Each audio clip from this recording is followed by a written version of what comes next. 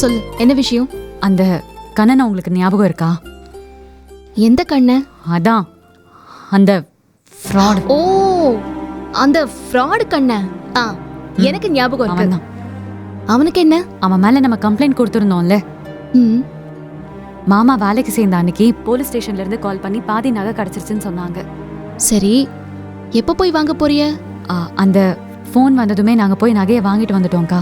சொல்லவே இல்ல. சூப்பர் ராஜி. அவன் சரியான ஃப்ராடா இருக்கான்க்கா. அவன் என்ன மாதிரியே நிறைய பொண்ணுங்களை ஏமாத்திருக்கான்.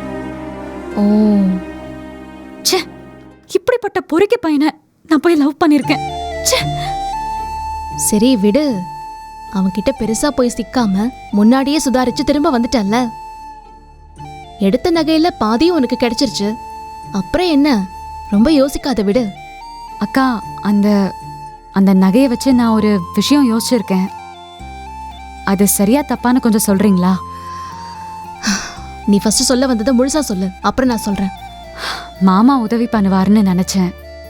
ஆனா லோன் விஷயத்துல மாமாக்கும் கதிருக்கும் பெருசா முட்டிக்கும் போல. எனக்கு வேற கதிரோட நிலைமைக்கு நான் தான் காரணமோன்னு ரொம்ப கில்ட்டா இருக்கு. என்னாலதான் அவனுக்கு படிப்பு வேற பாதிக்கப்பட்டுருச்சு. அவனும் அரியர்ஸ் திரும்ப எழுத மாட்டேன்னு சொல்லிட்டான். இப்போதைக்கு டிராவல்ஸ் தான் ஒரே வழின்னு அவன் யோசிச்சிருக்கான்.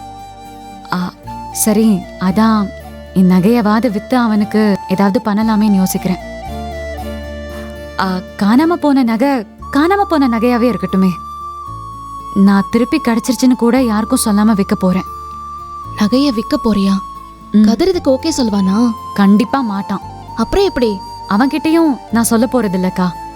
அவன் கேட்டா நான் வீட்டுல நகையை திருப்பி கொடுத்துட்டேன்னு சொல்லிடுவேன். தெரிஞ்சதுக்கு அப்புறம் எதுவும் பிரச்சனை வராதா? இல்லக்கா, அதெல்லாம் வராது. அந்த நகைய எல்லாரும் கிட்டத்தட்ட மறந்தே போயிருப்பாங்க. ஒருவேளை அப்படி அவனுக்கு உண்மை தெரிஞ்சதுன்னு வச்சுக்கோ, கதிர் ஏன் என்கிட்ட சொல்லலன்னு கேட்டா அவனை உன்னால சமாளிக்க முடியுமா? சமாளிச்சிருவேன்க்கா. அப்புறம் என்ன, அப்போ விருப்பம் போலயே பண்ணிக்கோ. அது தப்பு இல்லக்கா. அப்படி பார்த்தா லஞ்சம் வாங்குறதே தப்புன்னு சொல்றவனா? ஆனா என் புருஷன் லஞ்சம் கொடுத்தல வேலை வாங்கினாரு. அது தப்புதான். தப்புன்னு தெரிஞ்சும் நான் கூட நிக்கல. இதுவும் அப்படிதான். நம்ம பார்ட்னருக்கு ஒரு பிரச்சனைன்னு வரும்போது சரி தப்புன்னா நம்ம மனசை போய் யோசிக்காது. என்னை எப்படியாவது யாருக்காவது கல்யாணம் பண்ணி கொடுத்தா நகை போட தானே செய்யணும். அப்படி அவங்க நினைச்சுக்கிட்டோம். எங்க வீட்டுல இல்லாத நகையா? இதுவே வேற ஏதாவது நேரமா இருந்தா கூட நானே திருப்பி கொடுத்துருவேன். ஆனா நமக்கு ஒரு தேவை இருக்கும்போது நம்ம எப்படி கொடுக்கறது? என்ன நீ ஒரு கண்ணாடி மாதிரி யூஸ் பண்ணிட்டு இருக்க? அக்கா, அப்படிலாம் இல்லக்கா. புரியுது. உங்ககிட்ட சொன்னதுக்கு அப்புறம் தான்க்கா எனக்கு நிம்மதியா இருக்கு. எப்படி?